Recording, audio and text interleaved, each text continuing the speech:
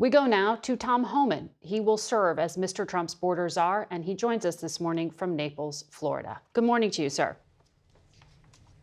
Good morning. Deportations are now at a decade high. They were at the end of 2024, nearly 300,000 people deported by the Biden administration.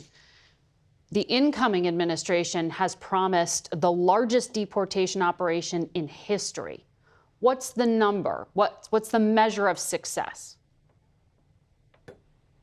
Well, let's talk about this administration, what they claim is a huge deportation number this year. Actually, if you drill into the numbers, about 80% of those numbers are actually Border Patrol arrests that the enforcement removal operation of ICE process and move back across the border. They weren't internal enforcement arrests.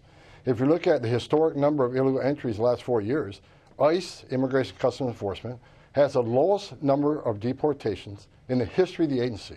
So they're playing a numbers game, just like they play the numbers game and the number of people coming across the border. Okay. So even though they claim we got the highest number of deportations, look at those deportations, who actually made those arrests, who actually removed those people. It's not ICE. Okay, it's still a higher number than the Trump administration, but I want to ask you, for the incoming Trump administration, what's the measure? It is not deportations at the border. You're saying you are going to measure success by people who are already internal in the country to deport. That's how you're going to measure it. And what's that figure? Well, again, let's get the numbers straight. You say they were higher than Trump administration. It isn't about how many get deported, because Trump had illegal border crossings at a 45-year low.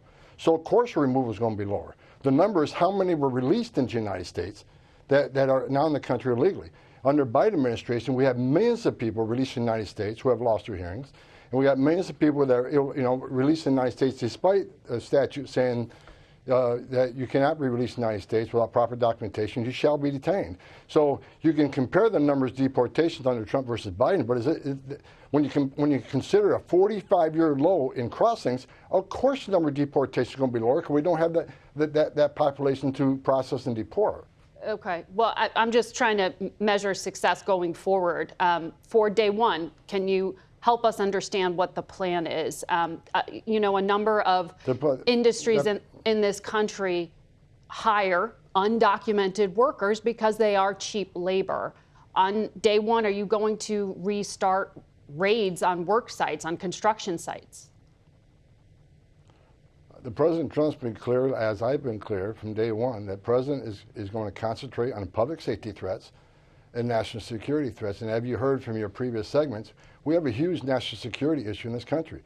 The southwest border has become the biggest national security vulnerability we've seen in this nation. FBI Director Wray agrees with me. We know there's people in this country who pose a national security threat. They've arrested a record number of people on the terrorist watch list, a 3,500% increase in people on the terrorist watch list being arrested at the border.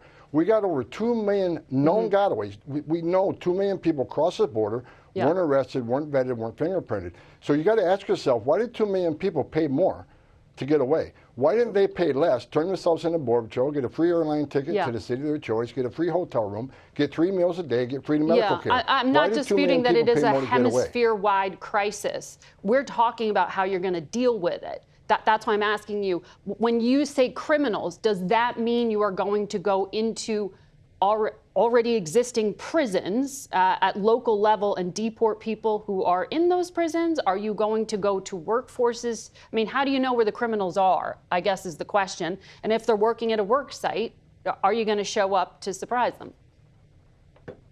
Well, look, we know where a lot of the criminals are. ICE they're great at this work. We know where some are, but they simply haven't been able to go arrest them because of Secretary Mayorkas' priorities. It handcuffed ICE. So we know where a lot of criminals are. They've been prevented from arresting, that we're going to arrest starting day one. As far as being in jails and prisons, we would love to work in local jails, but sanctuary cities won't allow us into those jails. It's much easier to arrest a public safety threat and the safety and security of public jail than out in the street, because the officer is safer that way, the alien is safer that way, the community is safer that way. But sanctuary cities who continues to release public safety threats back in the community, to the immigrant community, it puts that community at greater risk of crime. And here's what's going to happen when we go to the community and find that person, find that criminal alien. He's probably going to be with others will have to arrest. So it's not safe for the community, not safe for the officers, not safe for anybody. Let us arrest the bad guy in the jail cell where you chose to arrest somebody and put him in a jail cell because obviously he's a public safety threat. Okay, what you just said in there, it sounded like you were talking about collateral arrests. So you're going to target people you know are criminals, but if they happen to be living in a house where there are other undocumented people, you're going to sweep them up too. That's what I think you were just saying there. I wonder how you're going to parse out some of those collateral arrests. For example, will dreamers be protected? Donald Trump has said he wants to work with Democrats to protect them and give them status. That takes a long time in Congress. What do you do in the meantime? How do you make sure they're not caught up in a dragnet? Look, every person ICE arrests, they do what we call a fugitive operations spreadsheet. They know exactly who they're going to arrest. They know exactly where they're probably likely to find them, and they have a lot of information on that arrest. Other people that are there that may be illegal, they'll handle by case basis. Okay. The concentration, I want to be clear, on some public safety threats. More agents in the jails means less agents in the neighborhoods. That's why I'm pleading with sanctuary cities. Let us in the jail to arrest the bad guy.